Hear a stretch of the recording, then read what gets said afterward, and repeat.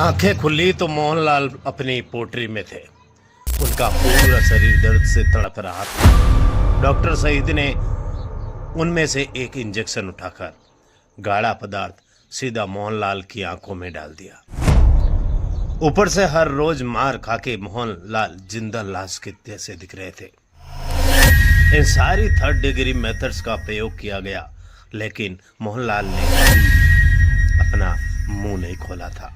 मोहनलाल को समुंदर सिंह के पास ले जाया गया और वो दृश्य देखते ही मोहनलाल के रोंगटे खड़े हो जाते हैं, क्योंकि वीडियो की शुरुआत में मैं बताना चाहता हूं कि ये पूरी कहानी सच्ची और मैं पाकिस्तान भारत का जासूस था इस किताब के ऊपर आधारित है, जिसे खुद भारतीय जासूस मोहनलाल भास्कर ने लिखा है।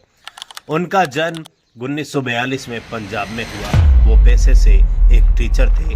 अब एक मामूली टीचर स्पाई कैसे बन गया, इसकी इंफॉर्मेशन बहुत ही ज़्यादा सीक्रेट है, इसलिए आम जनता को नहीं बताई गई।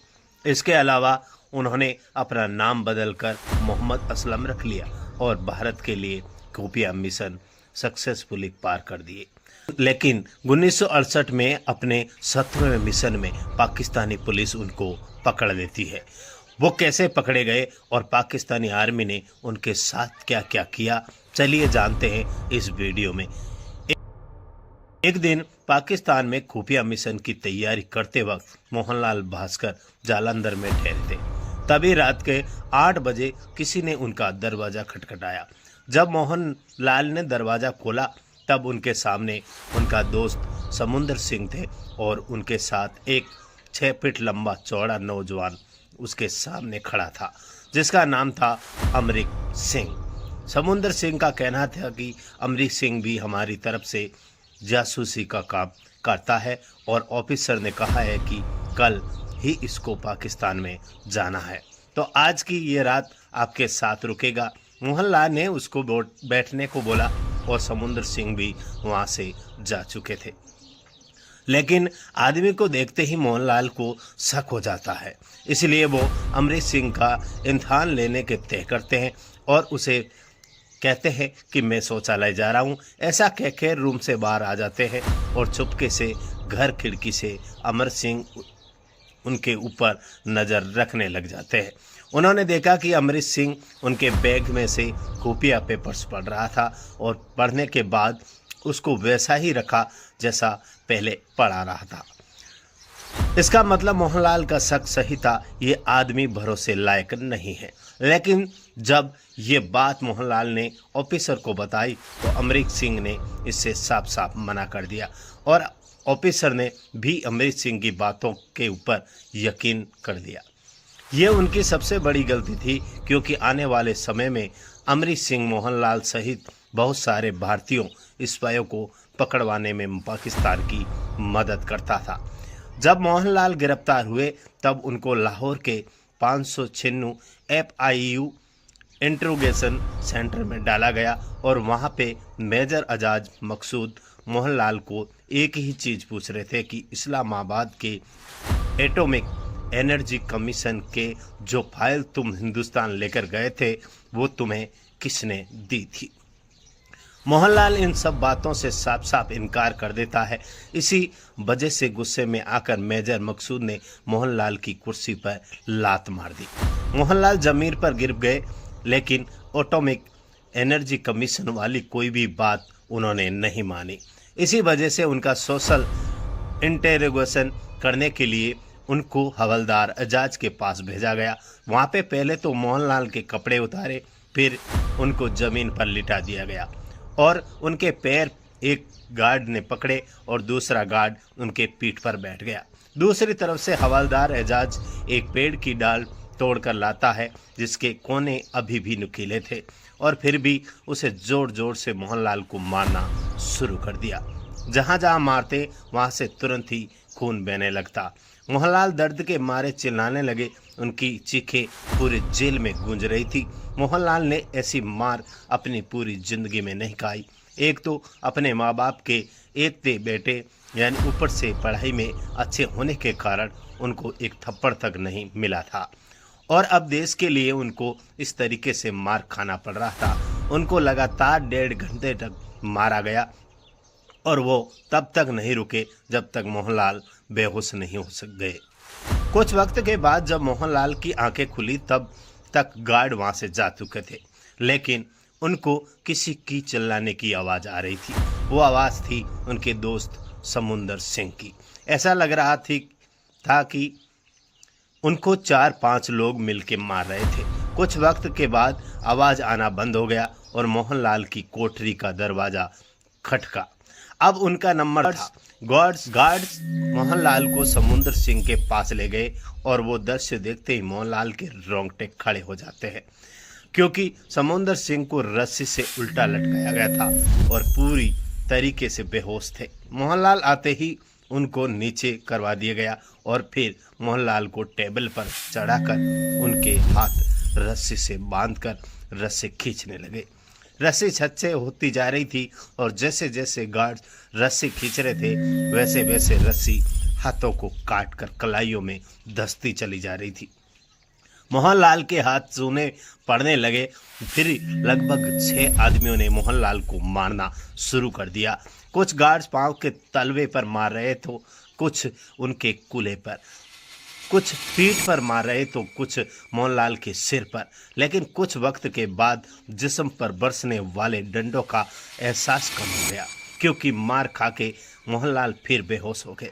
लेकिन इस बार उनके ऊपर पानी डाल के उनको फिर से जगा दिया गया और फिर से मारना शुरू कर दिया। गार्ड बार बार एटॉमिक मशीन कमीशन वाली फाइल का जिक्र कर रहे थे, लेकिन पूरी तरीके से बेहोश होने तक मोहनलाल यही कहते रहे कि मुझे एटॉमिक कमीशन के बारे में कुछ नहीं पता। जब आंखें खुली तो मोहनलाल अपनी कोठरी में थे। उनका पूरा शरीर दर्द से तड़प रहा था। उनको खाने के लिए चपाती और दाल मिली, लेकिन जब वो अपने हाथ खाना खाने के लिए उठाने लगे कोशिश करते हैं तो उनके हाथ उठ नहीं रहे थे। उसी वक्त उनको अपने परिवार की याद आ गई। मोहनलाल की शादी हुए सिर्फ 1 ही साल हुआ था। ऊपर से उनकी बीवी प्रेग्नेंट भी थी और घर के एकते बेटे होने के कारण घर की सारी जिम्मेदारी उनके कंधों पर थी और वो पाकिस्तान की जेल में मार खा रहे थे। लेकिन इस मार से बचने का मोहनलाल के पास सिर्फ एक ही तरीका था, वो था पाकिस्तानी कोर्ट में मुकदमा होना, ताकि कुछ साल की सज़ा मिलके वो इंटरोगेशन से बच जाए। लेकिन कोर्ट में मुकदमा होने से पहले मोहनलाल को लाहौर के 2 पुलिस थाने और रावलपिंडी का फाइनल इंटरोगेशन सेंटर में जाना होगा। अगर वहां तक पहुंचने से पहले मोहनलाल ने मुंह खोला तो कोर्ट में उनको सजाए मौत भी हो सकती है। मोहनलाल हर रोज भगवान से प्रार्थना कर रहे थे और खुद को मानसिक रूप से आने वाली मुसीबतों के लिए तैयार कर रहे थे। दिन प्रतिदिन उनके ऊपर जुल्म चालू रहे। हर रोज उनको बिजली के झटके दिए गए, ऊपर से शरीर पर मिर्च लगाना, ठंडी में बर्फ लिटाना, इन सारी 3rd डिग्री मेथड्स का प्रयोग किया गया जा रहा था। लेकिन मोहनलाल ने कभी भी अपना मुंह नहीं खोला। ये सिलसिला लगभग 6 महीनों तक चलता रहा। फिर भी मोहनलाल को इंटरोगेशन सेंटर से लाहौर के थाने में शिफ्ट कर दिया गया। वहाँ पे उनकी पूछताछ करने के लिए खास सब इंस्पेक्टर चौधरी आए थे। ये मोहनलाल के मुकदमे तक पहुंचने का दूसरा पड़ाव था। लेकिन अब कहानी में एक बहुत ही बड़ा ट्विस्ट आता है। पूछताछ के वक्त पता चल पाता है कि सब इंस्पेक्टर चौधरी मोहनलाल के पिताजी को बंटवारे से पहले जानते थे। मोहनलाल के पिताजी पंडित अमीचंद पहले ट्रैफिक पुलिस में हुआ करते थे, इसी वजह से उनकी अच्छी खासी पहचान थी। चौधरी साहब ने ये तक बोला कि पाकिस्तान में अगर तुमने किसी को जान से भी मारा होता तो मैं तुम्हें रिहा कर सकता था, लेकिन जासूसी जैसे जुल्म के लिए मैं तुम्हारी ज़्यादा मदद नहीं कर सकता। हाँ, जब तक मेरे जेल में हो तब तक कोई तुम्हें हाथ भी नहीं लगाएगा। मोहनलाल का मुकदमे तक पहुंचने का दूसरा पड़ाव पूरा हो गया था, लेकिन अभी भी 2 बहुत पड़ाव बाकी थे। इसके अलावा इसी जेल में मोहनलाल को एक चौंकाने वाली खबर मिलती है कि अमरीक सिंह, जिसने मोहनलाल को गिरफ्तार करवाया था, वो खुद गिरफ्तार हो चुका है और वह अभी इसी जेल में आसपास की कोठरी में ही कैद है। लेकिन मोहनलाल को उस वक्त ये नहीं पता था कि अमर सिंह को किस वजह से गिरफ्तार किया गया है। इसका मतलब और इसका जवाब आपको आने वाले समय में मिलेगा। लगभग 15 दिनों के बाद मोहनलाल को लाहौर थाने से शाही किला लाहौर में ले जाया गया, जहां पर उनका सम्मान हुआ। राजा खान से वो मोहनलाल को पूछते हैं, भास्कर का क्या मतलब है और तुम्हारी जात क्या है? इस पर मोहनलाल कहते हैं, भास्कर का मतलब है सूरज और मैं जात से ब्राह्मण। तो राजा खान कहते हैं, अच्छा तुम सूर्यवंशी ब्राह्मण हो? राजा खान ने ये कहते ही सुनते ही मोहनलाल चौंक गए। एक पाकिस्तानी को ये चीजें कैसे पता? तभी राजा खान ने बताया कि खुद चंद्रवंशी राजपूत थे और उनके पूर्वज राजस्थान के राजा हुआ करते थे, लेकिन कुछ मजबूरी के चलते उन्होंने अपना धर्म बदल लिया।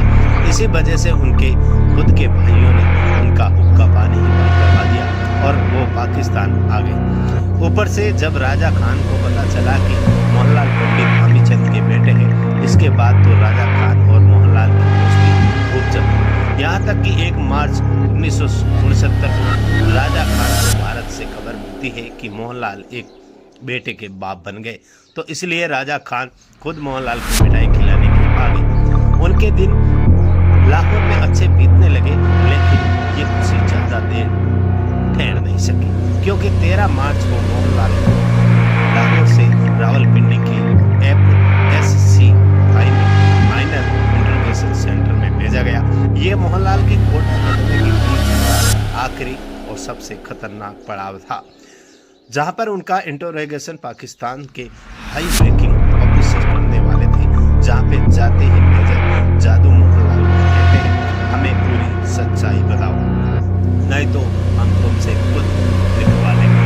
मोहनलाल का शक सही निकला। डर के मारे मोहनलाल की भूख मर गई। वो हर रोज बहुत कम खाना खाने लगे। उनको ये बार बार सता रही कि ये फाइल इंटरोगेशन सेंटर उनकी जिंदगी का आखिरी पड़ाव ना बन जाए। पहले तो मेजर जादुई ने मोहनलाल के कपड़े उतारने को कहा, फिर सारी रात ठंड में कंबल सर पर रख के दौड़ने को कहा। उनको 1-1 घंटे में सिर्फ 5-5 मिनट का ब्रेक मिलता और अगर वह बीच में रुक गए तो उन्हें गार्ड के हाथों मार पड़ती। उस दिन कम खाना खाने की वजह से मोहनलाल को नींद नहीं आ रही थी, लेकिन ठंडी हवा जिस्म को चीरने वाली थी। आखिरकार रात के 3 बजे थकावट और ठंड की वजह से मोहनलाल बेहोश होकर जमीन पर गिर पड़ते हैं। जमीन पर गिरने के बाद गार्ड को उनको घसीटता हुआ कोने में ले जाता है और उनको जोर जोर से चोटें लगाई, लेकिन मोहनलाल नहीं उठे। फिर ठंडा पानी उनके ऊपर डाला, लेकिन मोहनलाल बेहोश हुए। इसलिए उनके शरीर पर कपड़ा डाल के उनको उसी हालत में छोड़ दिया।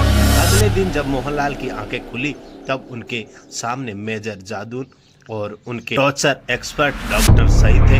वो मोहनलाल को उठाकर इंटरोगेशन सेंटर ले गए और कुर्सी पर बिठाया।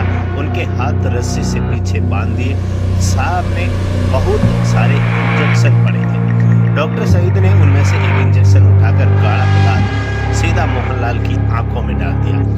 उससे मोहनलाल को हर चीज धुंधली नजर आई थी। मोहनलाल को अंदर ही अंदर पता चला कि ये सब उनको डराने के लिए कर रहे हैं। फिर कुछ वक्त के बाद डॉक्टर ने कहा, चलो हम इस पर रहम करते हैं, और मोहनलाल के हाथ खिलने लगा। वो फिर एटॉमिक कमीशन के फाइल के बारे में पूछते हैं और अगर जवाब नहीं दिया तो अंधा करने की धमकी दी।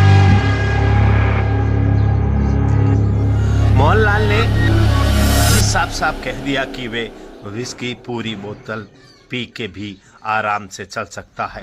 तो आपका इस तरीके से मुझे डराने का आइडिया पूरा फिजूल है।